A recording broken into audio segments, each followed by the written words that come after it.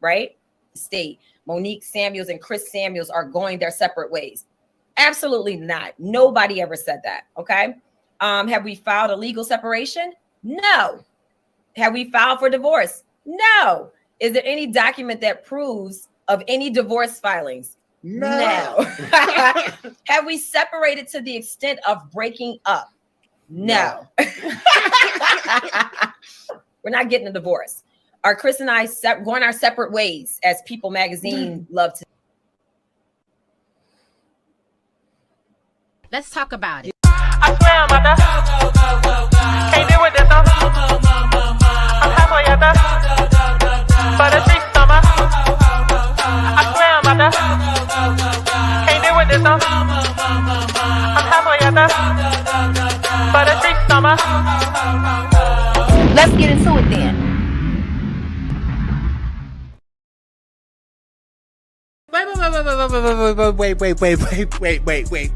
Wait.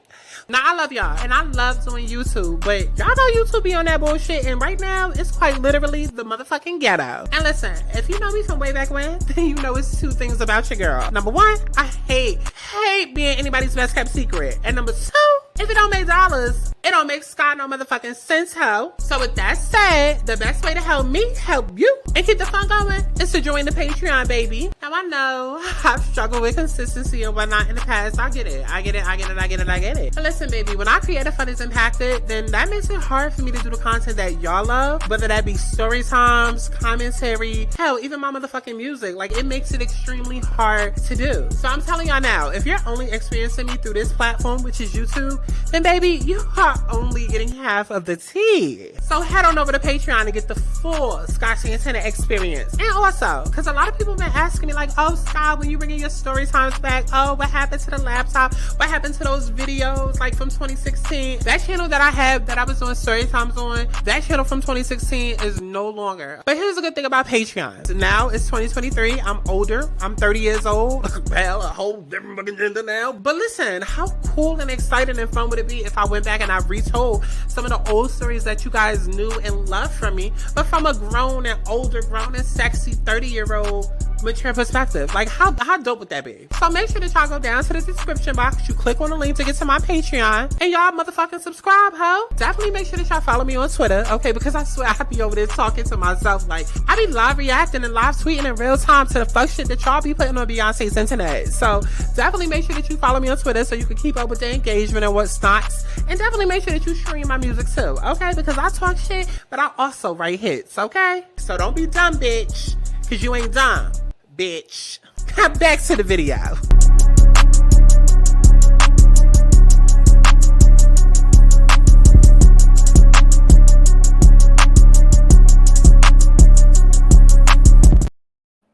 What's going on, y'all? It's Scott Santana, aka Chi. Man, baby, this ain't no regular video. This ain't no regular motherfucking video.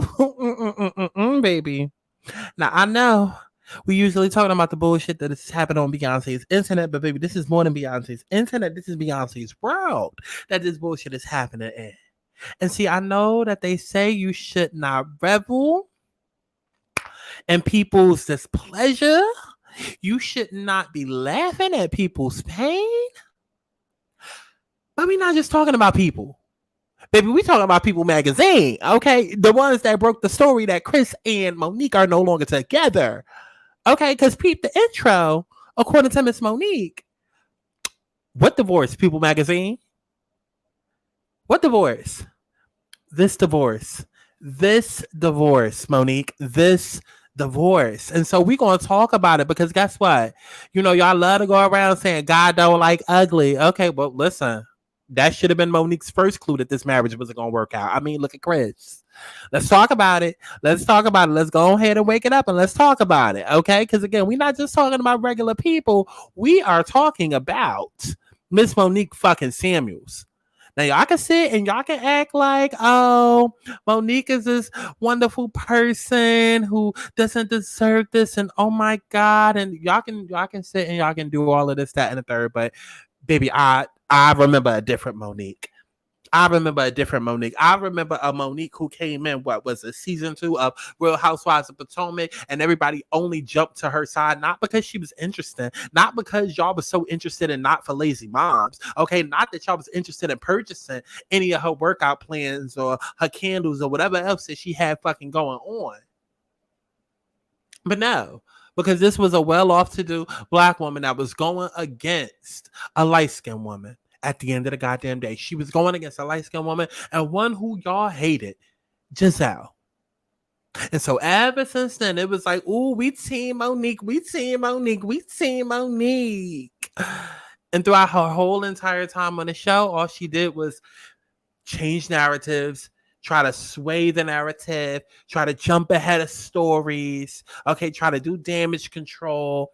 And I specifically remember, and I know y'all gonna try to get down into the comment box and try to change history. Baby, this my channel.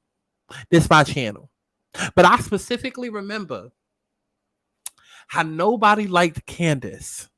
That season 4, nobody liked Candace because they felt like she was doing too much. They felt like, oh, the way that she kicked Ashley out of her house was doing too much. The way that she was yielding the butter knife around, which was a butter knife, the way that she was wielding it around, people felt like she was doing too much. People was not seeing Candace in the best light. And I specifically remember a story coming out around September, what was it? I want to say 2020, if not 2019.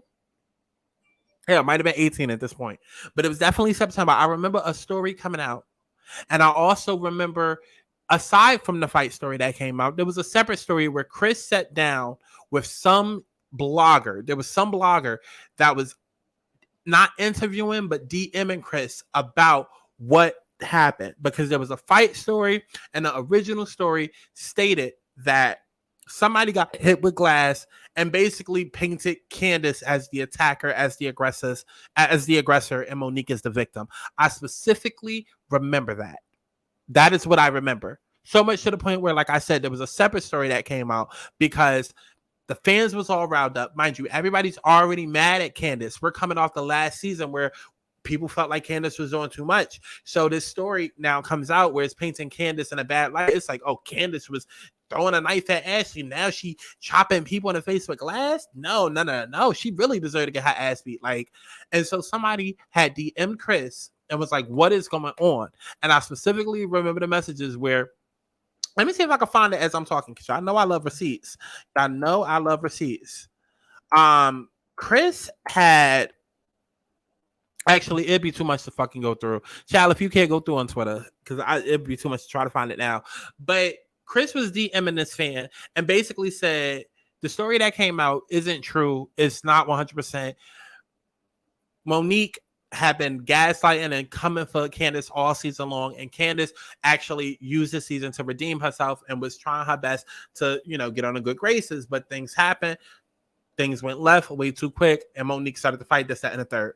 And so when we finally saw it, people with a fucking brain saw what the fuck happened. At the end of the day, Monique gaslit that girl and kept provoking her, episode after episode after episode after episode, and all Candace kept doing was apologizing and trying not to be around her. And then ultimately, it got to a point where they was all drinking, and then the fight happened.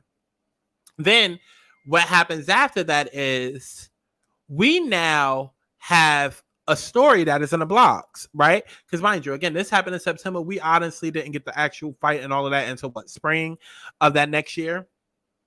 I feel like it was a whole year between when we got the actual fight. I gotta go back and look at the actual dates and shit like that. But the point is that the fight had long since happened, and Monique went online and basically has spilled everything. She leaked the story to her brother, who ended up going online to spread the news. And then in real time, she was trying to do damage control. She was lying, saying that she didn't know how the story got out there, when really it was her. She was leaking shit to a blogger who turned out to be her fucking brother.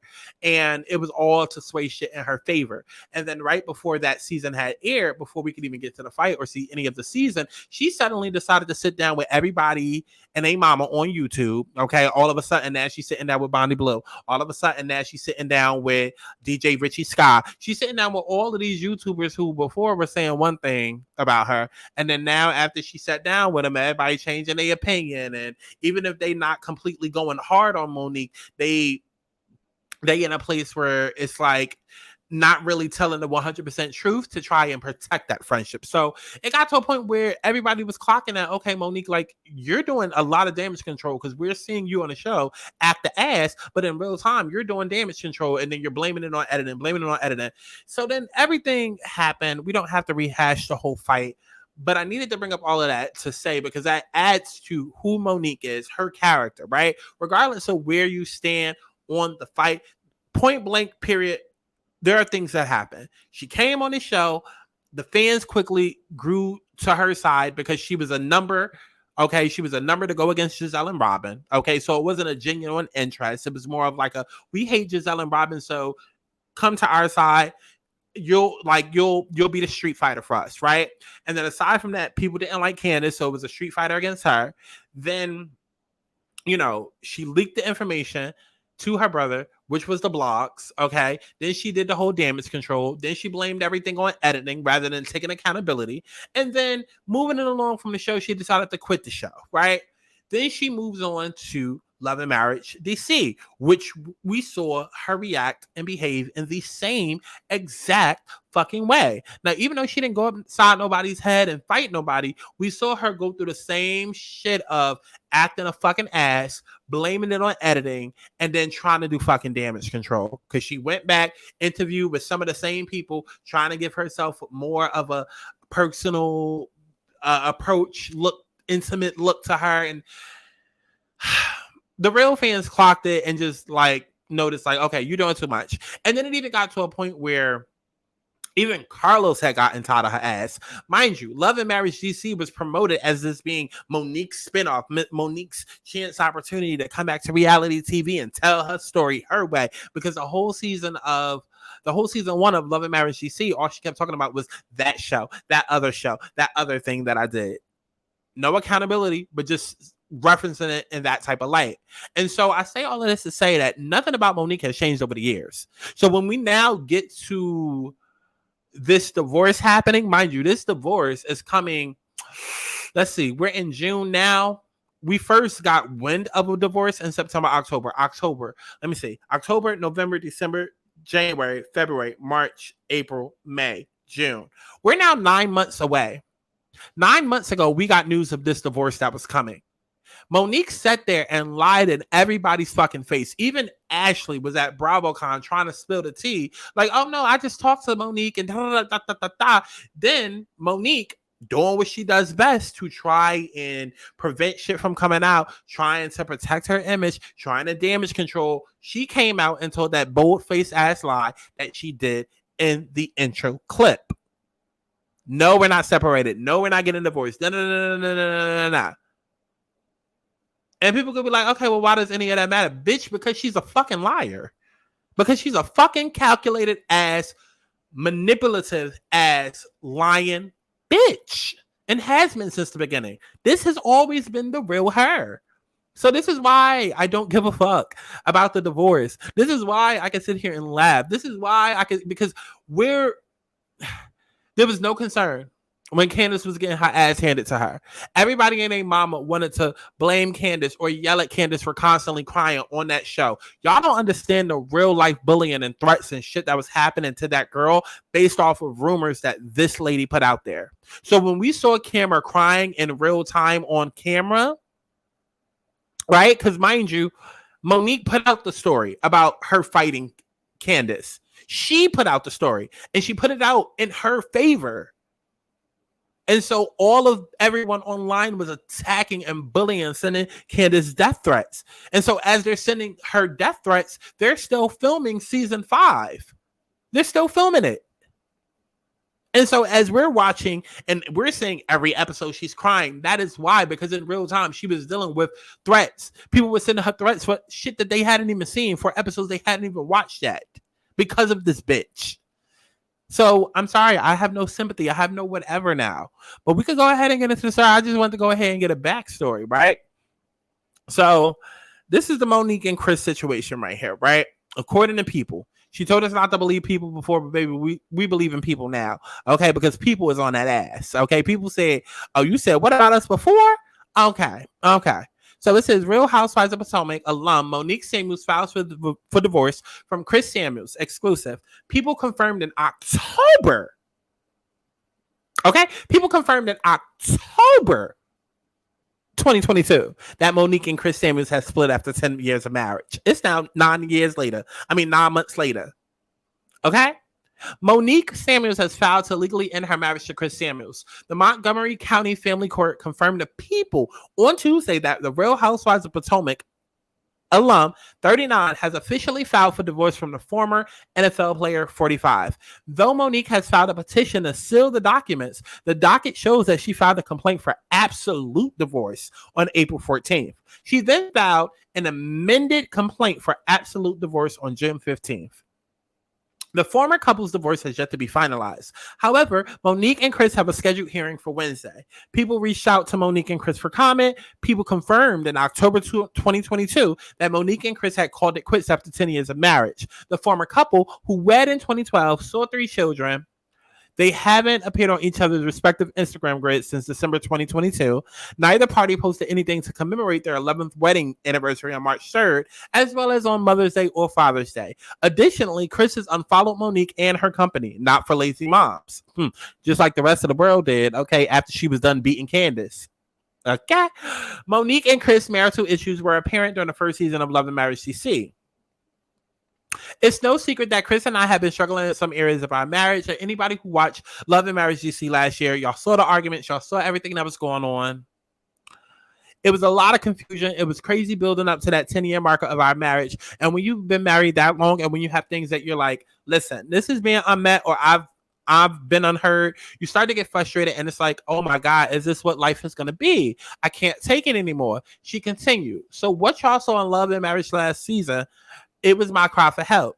And while she also confirmed, pause, because I do like the fact that she admits that was her cry for help, because that's pretty much what everybody was saying. Everybody was like, Monique, you do not like this ugly ass man. You never liked him. That much was obvious. You was with him for an upgrading lifestyle. Let's talk about it. Because y'all love to be bad and bougie, and then y'all get with somebody looking bad, okay, to attain the bougie lifestyle, and then y'all have to force yourselves to love them. Let's stop it. No way in hell that Monique would have ever looked at a Chris Samuels ever in her life. No way in hell that Chris Samuels would have ever got a Monique in his life had he not had that money and the resource and access. Call it a buck of a buck. Okay, call it a buck of a buck. It is what the fuck it is. Baby, we been clocked that. Season 2 of Potomac, that y'all wasn't going to last, that you really wasn't with him for that long. People been saying the same shit about Ashley and her fucking milk dud ass husband. Like, girl. And so while she confirmed that the pair were doing therapy solo to work on their personal issues, Monique insisted that they aren't getting a divorce and are absolutely not going their separate ways. Okay. Yeah, I'm done because I'm not going to sit here and be a part of the circus. I'm not. I just wanted to report this and laugh at this and share this with y'all if anybody else wanted to laugh, because clearly. So let me know what y'all thought about this down in the comment box below. I mean, good for that ass. Because she gave not one fuck. And neither did the world. When Candace was on that show crying, like, this is why I always try to come in with my opinion or come in and like remind people of certain shit, because I don't think people understand how things be working. Like, Monique literally did damage control and put out false narratives out there that people took and ran with, because they assumed that Candace went from throwing butter knives to now slashing people in the face with glass. That was the initial story. So when people heard that, they were like, oh, now you're going way too far. And people started sending Candace death threats. So now when we're watching Real Housewives season 5 back in real time and seeing this bitch cry on every other episode, yeah, she's crying because y'all bitches was in real time online threatening her for shit that y'all had no confirmation about yet. Trying to protect this bitch. Only for years later, now people, because I can easily go to Twitter right now and show you how many people do not give a fuck and how many people like, oh, the real Monique finally came out on Loving Him. No, the real Monique been there. Y'all just didn't give a fuck because y'all hated Candace so much that y'all overlooked it. But this always been Monique. Monique has always been manipulative, calculated, cold, conniving, all about her. Like, this has always been her. Always. It didn't take Love and Marriage for y'all to realize that. Oh, because on Love and Marriage, that's when she sat down. I don't even know the bitches' names on the show because I don't watch it. But I do know for a fact that she was on the show still being a manipulative mastermind, and everybody was scared to go against her because they didn't want her fans to come after them. I do know that she was on that show still being a fucking terrorist. I do know that. So I don't know. Good for that ass. Y'all gonna stop playing with marriage and stop playing in the church and playing in God's face like that. Like, stop. You married this nigga for a bag. You got the bag. Okay, now go do something. Okay. And all of y'all Monique fans. Okay. All of y'all. Oh, she needs to come back to Potomac. No, the fuck she don't. Don't y'all start with this whole, oh, she need to come back next season. Oh, this is a perfect for a storyline. It's not. Because y'all just want her to come back so she could activate as Street Fighter. No, we're good. We're good on Chun-Li Samuels. We are good on Chun-Li Samuels. We're good. She ain't gonna do nothing but fight. Let her and Portia go do a boxing match for Zeus. Since y'all want to see bitches fight so bad. Okay, let her and Portia go do a boxing match for Zeus. Since y'all want them to come back to TV so bad, let Portia Stewart and Monique Samuels go do a boxing match for Zeus. Because they don't belong back on. They don't belong. Especially not Monique. She don't belong. She don't even fit in. So definitely let me know down in the comment box below what y'all thought of this situation, as if I give a fuck. And definitely make sure you stream my music as if you give a fuck, huh? Okay? Ain't swing my way a bop. It's a motherfucking bop. Y'all better swing my shit, bitch. Okay? Stream and swing my shit. Okay? I love each and every one of y'all in HD audio. And make sure that y'all go and y'all subscribe to my Patreon and follow me on Twitter. I love y'all. Bye. I'm tryna fuck now, so baby, let's dance. Fuck up my baby right here on my legs, man.